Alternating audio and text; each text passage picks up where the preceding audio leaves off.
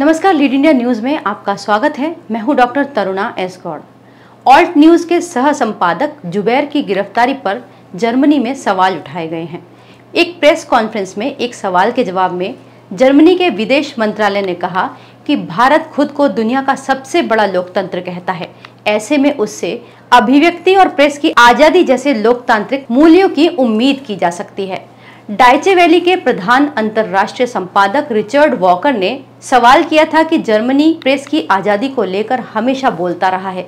विश्व में कहीं भी पत्रकारों की गिरफ्तारी होती है तो जर्मनी उसका विरोध करता है, लेकिन जुबैर की गिरफ्तारी पर जर्मनी चुप क्यों है? इस पर जर्मनी के विदेश मंत्रालय ने कहा कि हमने इस मुद्दे की आलोचना की है। भारत को नसीहत देने वाला जर्मनी अपना इतिहास भूल गया है।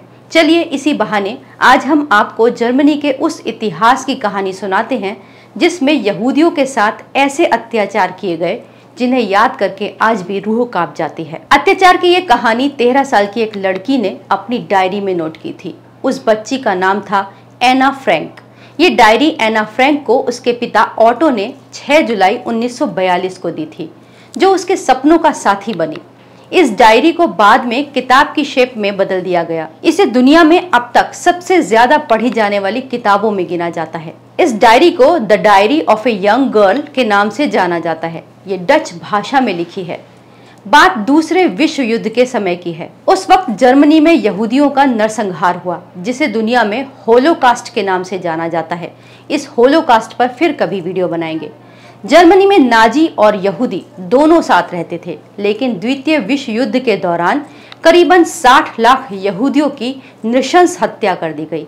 जर्मनी में नाजियों की सरकार थी, जिसका मुखिया हिटलर था। नाजियों का मौत देने का सबसे खतरनाक और यातना भरा तरीका था गैस के चैम्बर, जिसमें लोगों को भरकर गैस छोड़ दी जाती थी।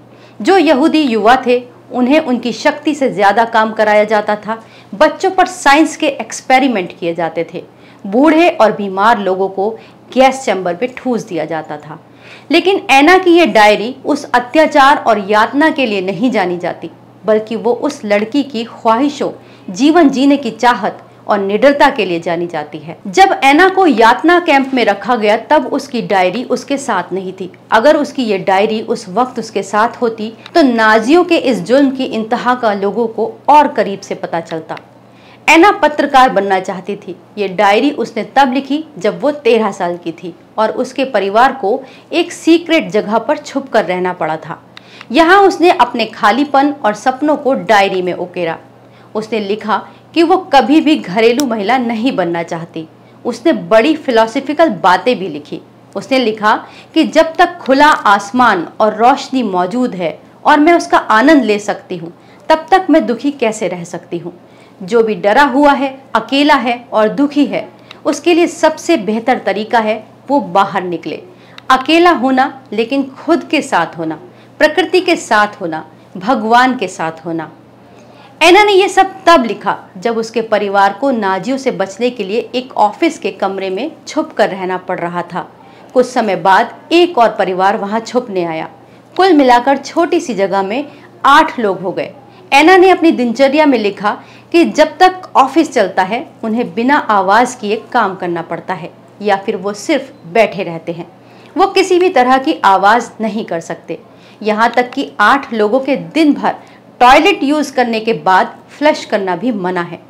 आवाज से लोगों को उनके रहने का ठिकाना पता चल सकता था। उसने लिखा कि घरेलू महिला बनना कितना बोरिंग है और वो कभी घरेलू महिला नहीं बनेगी, बल्कि एक पत्रकार बनेगी। लेकिन इतनी एहतियात के बाद भी किसी ने उनके छुपने के ठिकाने की मुखबरी की।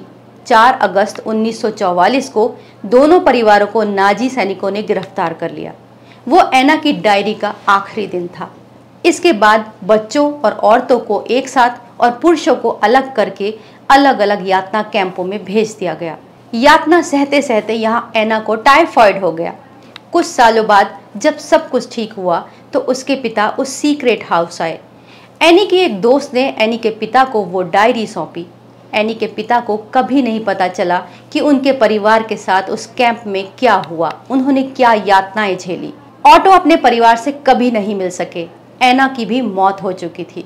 उन्होंने एना की डायरी को एक किताब की शेप में छपवाने का निर्णय लिया, डायरी की शुरुआत कुछ इस तरह होती है। एना ने लिखा था कि मुझे नहीं लगता कि किसी को भी एक 13 साल की लड़की की डायरी पढ़ने में कोई रुचि होगी, यहाँ तक कि मुझे खुद भी। लेकिन इस डायरी का आज 70 भाषाओं में अनुवाद हो चुका है। एना ने लिखा था कि मैं मरना नहीं चाहती, मरने के बाद भी जीना चाहती हूँ।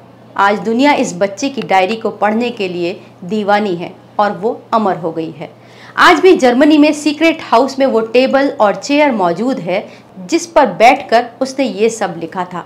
आज उस घर को संग्रहालय बना दिया गया है। घर के बाहर निकलने पर मुस्कुराती हुई एना की स्टैचू मिलती है जो सपने देखना सिखाती है। इस वीडियो को लाइक करें, हमारे चैनल को सब्सक्राइब करें। हमारे वीडियो सबसे पहले देखने के लिए बेल आइकन प्रेस करना ना भूलें।